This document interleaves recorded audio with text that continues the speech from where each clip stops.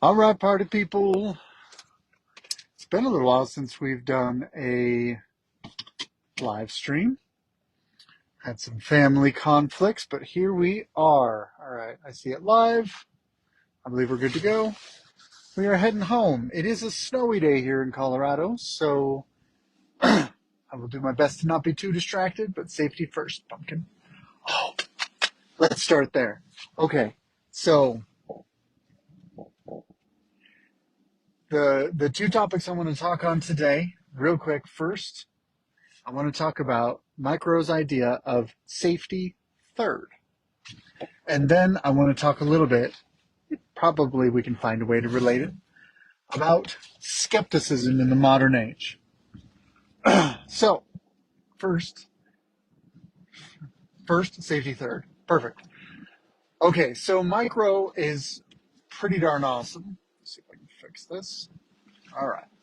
He's pretty darn awesome. He's a public figure. He was on Dirty Jobs.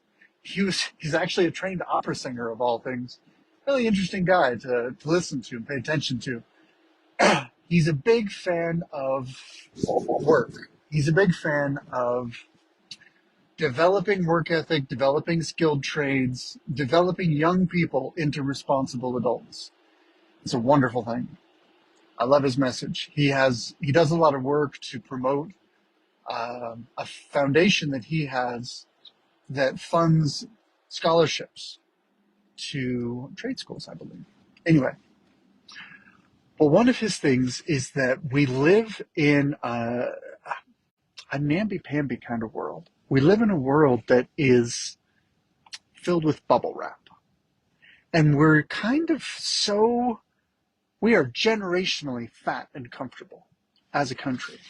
We live in a world where we haven't suffered through major privation. We haven't had uh, even a nominal recession / depression in a couple of generations. Early 80s, I think, is the last time we had a serious economic downturn. I'm not counting COVID, I'm not counting '08, because in spite of what the, the talking heads tell you, neither one of those was nearly as disruptive as it probably should have been. Topic for another day. But because we're so fat and comfortable and wealthy, each generation that comes up instinctively wants to protect their kids. And that instinct drives them to put more effort and more time and more money into protecting the next generation than is good for the next generation. I mean, the irony of it is that you can't have too much of a good thing. Put another way, if you have an infant, then they need a lot of protection and a lot of watching over. Otherwise, they're going to be dead in a matter of hours, typically. But a 40-year-old man, if you put that same level of effort and care into protecting that person, you're going to, literally the term, you're going to infantilize it. So we have a situation where, as a culture, you've probably heard the saying, safety first. The idea is always make the decision that is safest. But that is actually problematic. I'm not saying problematic in the woke terms. I'm saying that it has unintended consequences.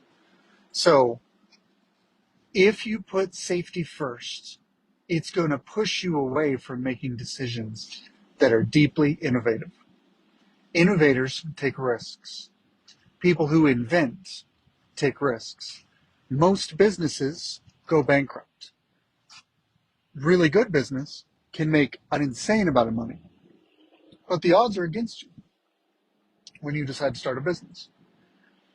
So if you make these decisions that lead to growth personally, that lead to innovation improvement for even the whole human race potentially, you have to invite risk into your life. You have to accept risk is part of the package when you pursue growth. So his proposal is safety third. Safety is one of the important considerations, but it is not primary.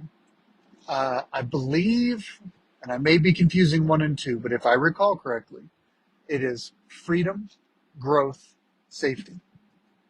If you're not free to choose, game over. You have to maintain your personal freedom, your personal liberty.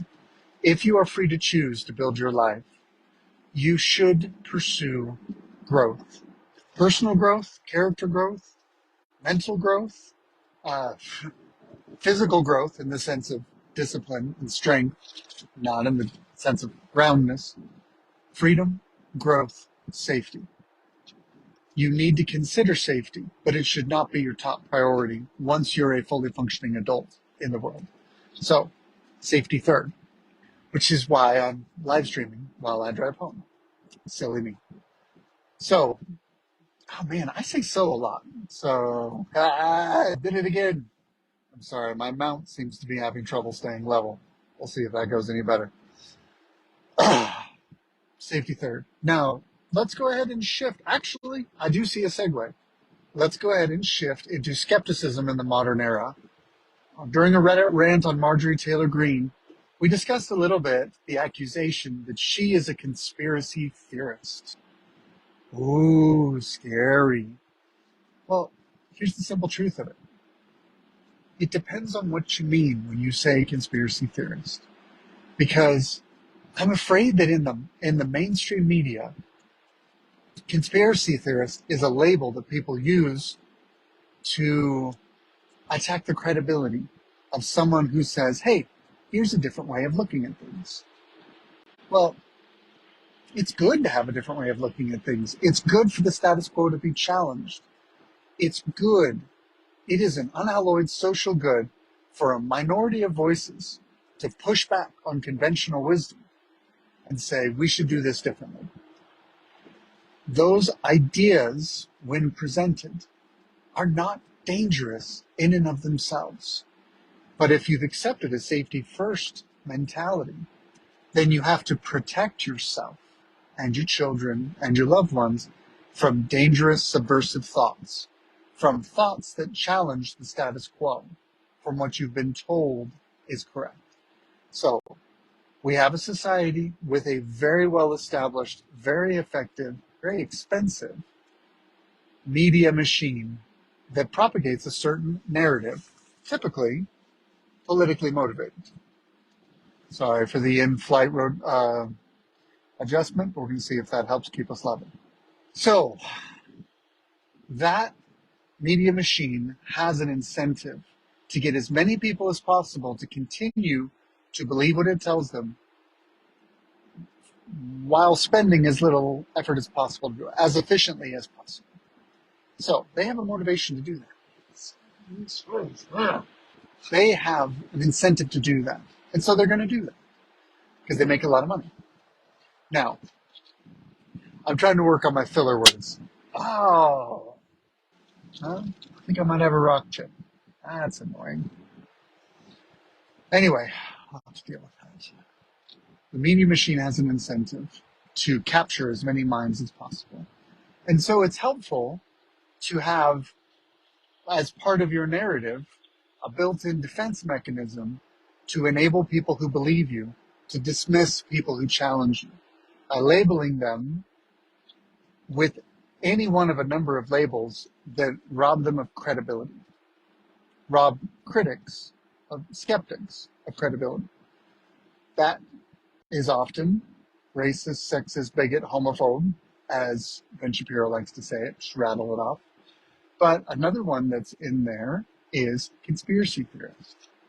Now, some percentage of America believes, like actually believes, that we didn't go to the moon. I'm not an astronaut. I'm not a scientist. I'm not going to make a statement on that. But there's a published narrative. We went to the moon X number of times. These people went. There's a bunch of history associated with that. There's a cohesive story there. And then there's people who say all of that is lies and made up. We didn't really go to the moon. It's all fabricated.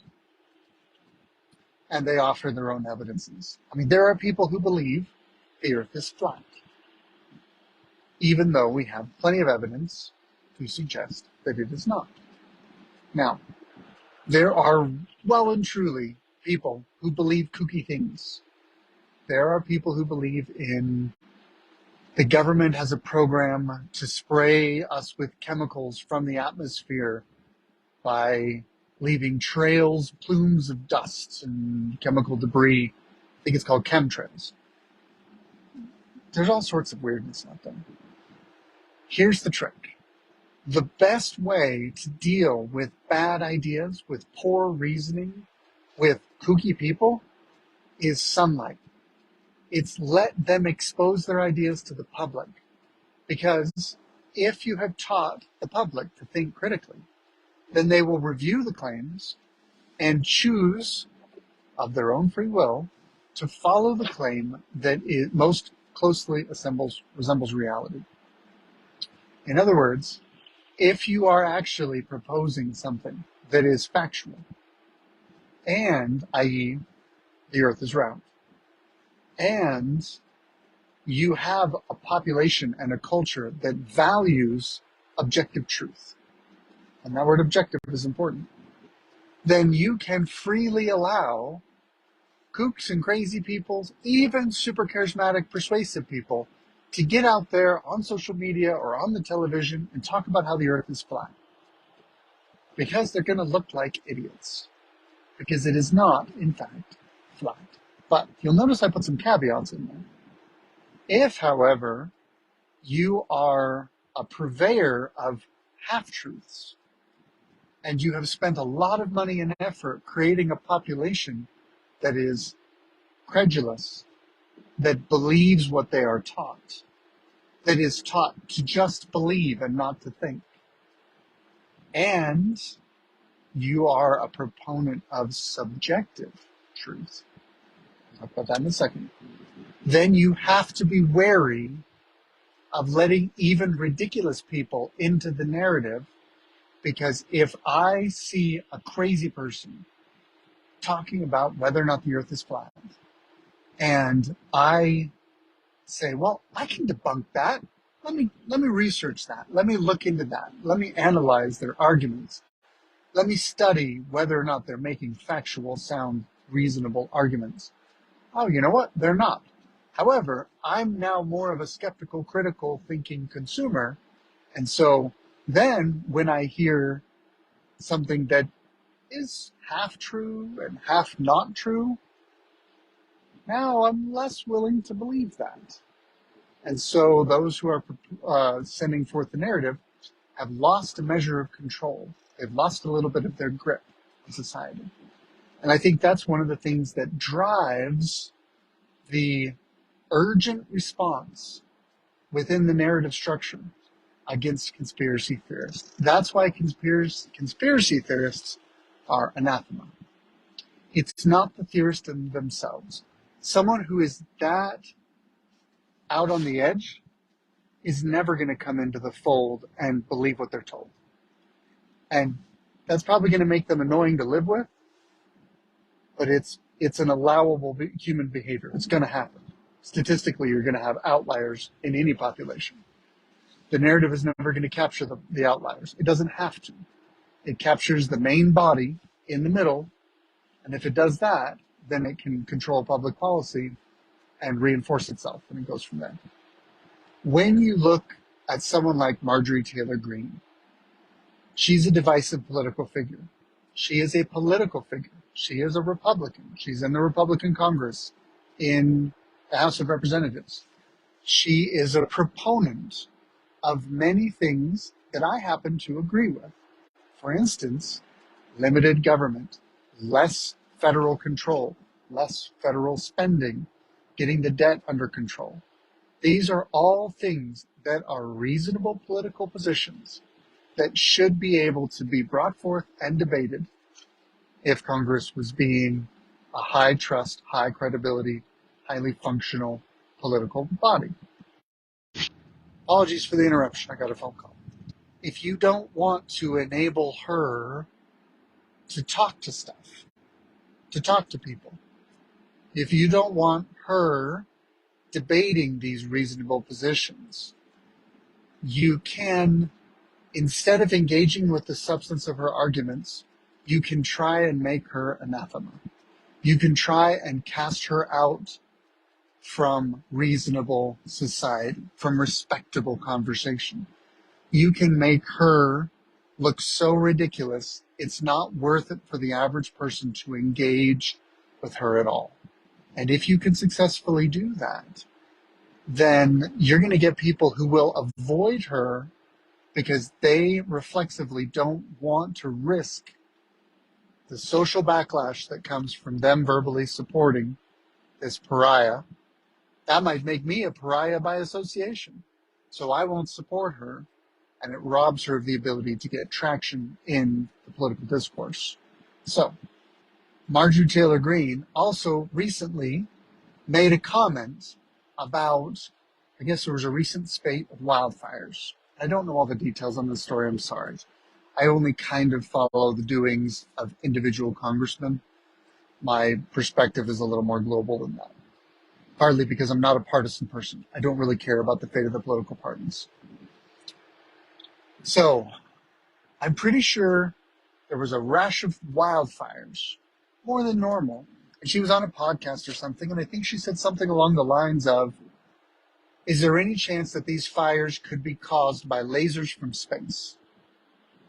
A little far-fetched, certainly a little silly, but if you're having an out-of-the-box conversation, and it's funny because podcasts often do this where they create a rather intimate feel, person to person, but it's broadcast to all of humanity and part of the permanent record, so it can be viewed and sliced and diced with dispassionate cruelty.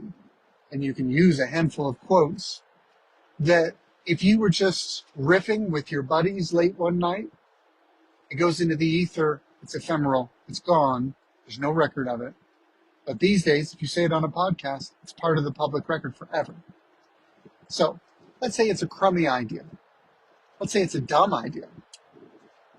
So, but she probably said it. I believe so. I don't recall the exact quote. That then gets quoted and attributed because it's similar to a conspiracy theory, which is kooky, goes beyond a silly idea and into kookiness, that says something along the lines of Jewish people control the weather with satellites from space. So now they're attaching her statement and applying it to an anti-Semitic conspiracy theory, whether or not that's even what she meant, which frankly I doubt. And now they're saying she believes the Jews are starting wildfires with their secret space lasers, which the average person hears that and goes, well, I like Jewish people. That sounds like nonsense. Therefore, I'm not going to listen to Marjorie Taylor Greene because she must just be a crazy person. Once you put someone in the crazy person bucket, you have a hard time taking them seriously, even if they bring up salient points well reasoned. And that's exactly the point. If we as a society are not willing to be skeptical, then we're going to be lambs led to the slaughter. Then we're over as a society. Brace, bend over, grab your knees and duck your head, and brace for impact. Because there's no way we can keep the society going if the vast majority of Americans will just believe what they're told, including when they're told that X or Y person believes things that are so far beyond the pale they're not even worth considering. We have to be skeptical. But it can't just be skepticism. Or rather, let me put it this way. Let's think about skepticism with a little more clarity and think about what makes sense there. Skepticism is the process by which we doubt what we are told. We attempt to prove it, and we attempt to resolve that doubt by gathering proofs, is the more specific way to say it. And if we are able to gather sufficient evidence to quiet our doubts, then we believe what we are told. We believe the evidence that we have gathered or the way we have reasoned it. That's what is needed. The challenge is, it seems like we're pushed to either end of the spectrum, to either believe everything we're being taught. Or, this is where I don't really like the red pill movement per se, not everything is a conspiracy. Not everything is a lie. Not everything in the current system is evil and bad. This is why I don't like anarchists or libertarians, because they want to throw out the baby with the bathwater. They want to toss it all out. Now, that's probably a whole conversation for another time. Anarchism, libertarianism, yeah, those are too big a topics to touch on right now. So when it comes to skepticism, here's my challenge to you. When you are told something, put a reasonable amount of effort. Maybe you only have 2 minutes to look into something and see if it has legitimacy before you make a decision. Maybe not even that. Maybe just ask the person who tells you. Okay, I think we're good. This is important that I gotta go.